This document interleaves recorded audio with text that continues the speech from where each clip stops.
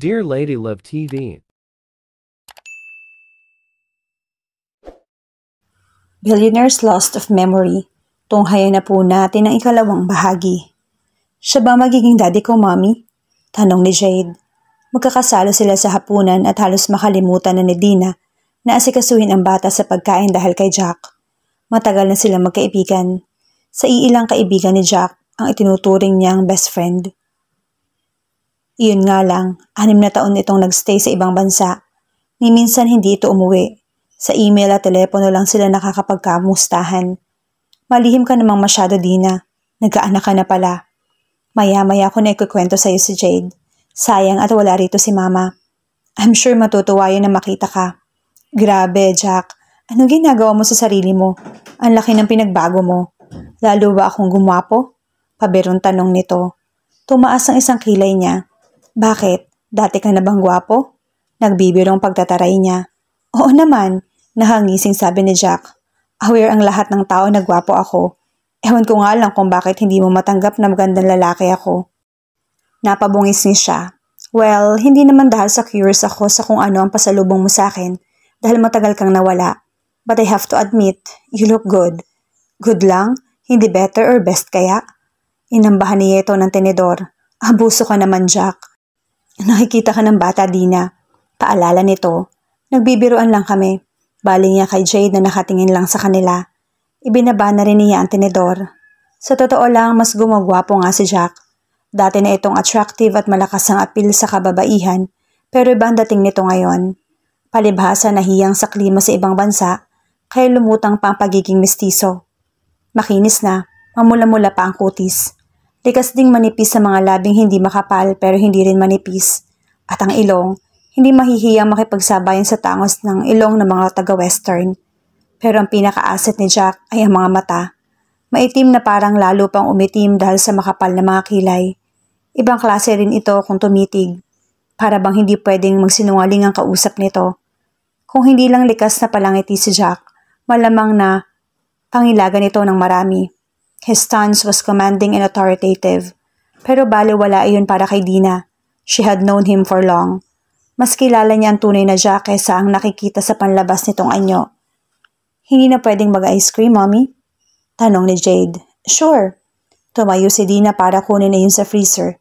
Nang bumalik, may dala na rin siyang ice cream cup at kutsara. Pwede ba kitang tawagin daddy? Wala kasi akong daddy eh, sabi ni Jade. Bakit wala? Ni boyfriend ba? Wala pa rin si Dina? Tanong ni Jack sa bata. Bakit hindi ako mismo yung tanungin mo? Nakangiting sabi niya. Hindi ka ba naniniwala sa mga kwento ko sa iyo sa email? Tinitigan siya ni Jack. Sinasayang mo ang ganda mo, Dina. Napabungis niya siya. Malaki pala ang pinagbago mo, Jack. Nakita mo na ngayon ang tinatago kong ganda. Tumawa rin ito. Binubola lang kita. Naniwala ka naman agad. Ganon, inarko ni Dina ang kilay na alaga sa threading.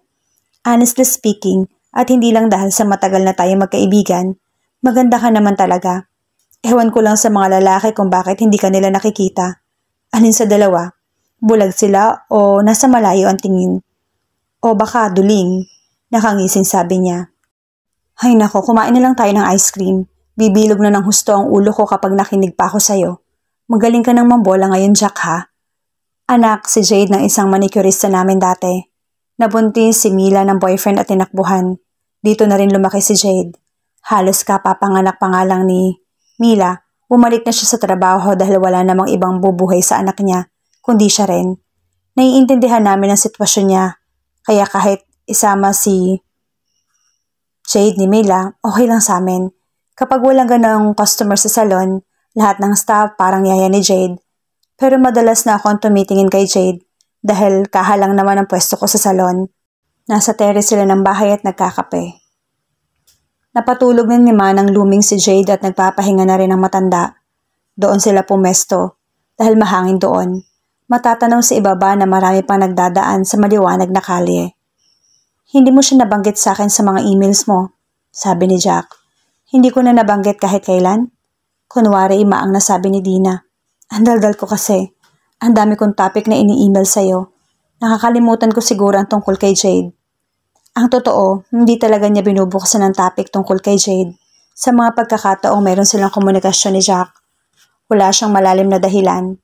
Nagkakataon lamang na kapag magkausap sila, mas excited siyang ikwento ang takbo ng salon. Kaya Mommy ang tawag sa'yo ni Jade? Halatang hindi naman issue kung hindi niya sinasabi kay Jack nung una ang tungkol sa bata. Dati Ninang. Ninang lang kasi inaanak ko siya, pero ngayon Mommy na. Namatay si Mila 6 months ago. Inagawan ng cellphone. Sinaksak pa. Namatay siya habang ginagamot sa ospital. Malungkot na kwento ni Dina. Inampun ninyo ang bata? Ibinilin siya sa amin ni Mila. Bago siya namatay, nagawa niya sumulat na sa akin niya pinagkakatiwala ang anak niya. At tinanggap ko naman. Napamahal na sa aming lahat dito si Jade. Paano ang tatay ni Jade? Paano kung kunin siya? Sa ngayon wala kaming balita sa walang kwentang boyfriend ni Mila. Mula nung mabuntis siya, hindi na namin nakita ang lalaking yon. Sana nga, huwag na siya magpakita. Pinabayaan niya si Mila pati na ang anak nila. May galit na sabi ni Dina. Don't get me wrong, pero hindi mo ba naiisip na baka mahirapan kang pumili ng partner sa ginawa mong yan? Kahit hindi mo tunay na anak si Jade, sa tingin ng iba, extra baggage si Jade sa'yo. At sa tingin ko rin, sa'yo walang dudang mahal mo na nga ang bata. At siguradong hihingin mo sa kung sino man lalaki na magkagusto sa'yo na tanggapin din si Jade. Tama ba ako? Tumango siya. Parang tunay na anak na ang turing ko kay Jade. In fact, kahit hindi na ako magkaasawa, kontento na ako. Nandiyan naman si Jade. Aalagaan ko at palalakihin. Dina, ganyan ka kaseryoso? Jack, nakalimutan mo na bang ampon din ako? Kulang pang pambayad ang buong buhay ko sa laki ng utang na loob ko kina Mama at kay Mommy din. Sa pamamagitan ni Jade, para na rin akong tumatanaw ng utang na loob. Isa pa, gusto rin naman ni na Mama na dito na lang kami ni Jade. Mahal namin ang bata. Yeah, hindi ko na questionin ang tungkol doon. Pero paano ang sarili mong buhay? Paano kung dumating sa iyo ang pagkakataon na ma-inlove ka ng todo sa isang lalaki pero hindi naman tanggapin si Jade? Nakibit balikat si Dina. That won't happen, Jack. Mulat sa Paul, sinabi ko sa sarili ko na mamahalin ko lang isang lalaki kung kaya niyang tanggapin ang tunay na ako, ang pagiging ampon ko. We all know na until now, wala akong ideya sa kung sino ang biological parents ko. Hindi nila ako hinanap at hindi ko rin naman alam kung saan ako magsisimula para hanapin sila. Hinayaan ko na lang ang bagay na yon, Jack. Imposibleng mapaibig ako sa isang lalaki na sarado ang isip. Walang masama sa pagiging isang ampon. Kung ampon ko man si Jade, anong masama ron? Humigop muna ito ng kape bago sumagot. There's nothing wrong with that. Kahanga-hanga ka, Dina. Yun na mas dapat kong sabihin. Kasi laki yata ng barko yung puso mo. Napangiti siya. Nabobola ka na naman. Of course not. Kaya tayo naging magkaibigan ay dahil pareho tayong mabait. Swerte mo dahil hindi pinagsasamantalahan ng ibang tao yung kabaitan mo. Pero ako, kumunot ang noo niya. What do you mean by that? Nothing, sagot ni Jack at nagkibit balikat na lang. Pero hindi niya papalampasin na ganoon lang ang sagot nito. Bakit ka nga pala umuwi? After 6 long years umuwi ka ng biglaan. Nagkaproblema ka ba sa US? Saka nabanggit mo sa akin dati na balak mo na mag-asawa, hindi ba?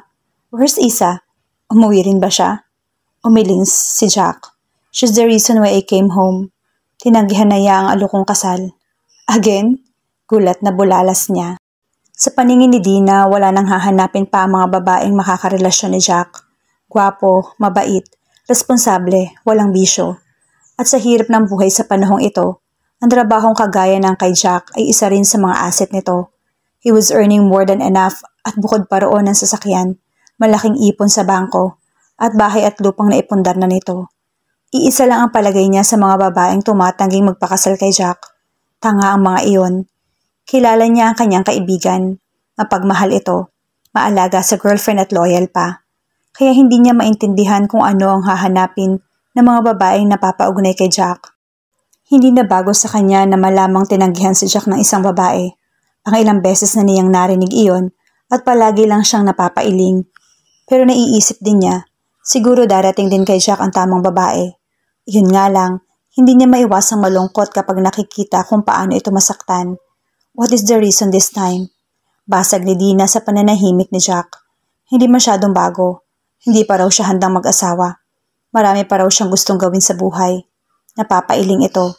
At least, hindi kasi sakit ng paghihiwalay namin noon ni Arlene. Oo nga, sabi na lang niya. Hindi na kailangan pang sabihin na ipinagpalit ni Arlene si Jack sa ibang babae. Babae, dahil umamin si Arlene na sa kabila ng pang-beauty contest na ganda, pusong lalaki pala ito. Dadagdagan lang niya ang sakit na nararamdaman ni Jack kapag sinabi pa niya iyon.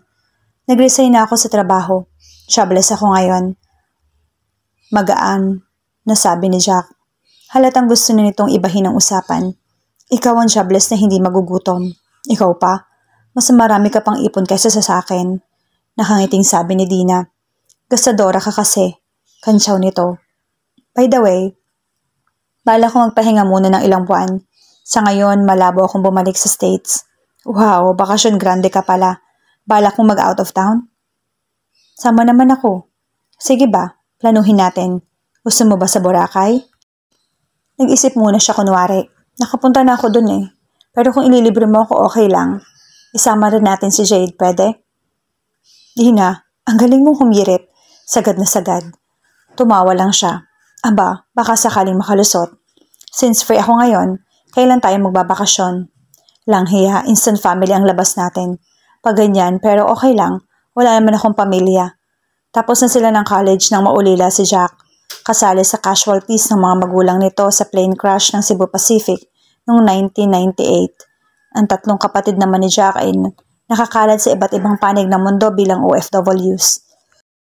Pulos magaganda ang trabaho kaya pati pamilya ng mga ito nandoon na rin. May kasal this week, hindi ako pwede. Next week, free ako. Ano, game? Game. Sagot mo lahat ha? Naniniguradong sabi ni Dina.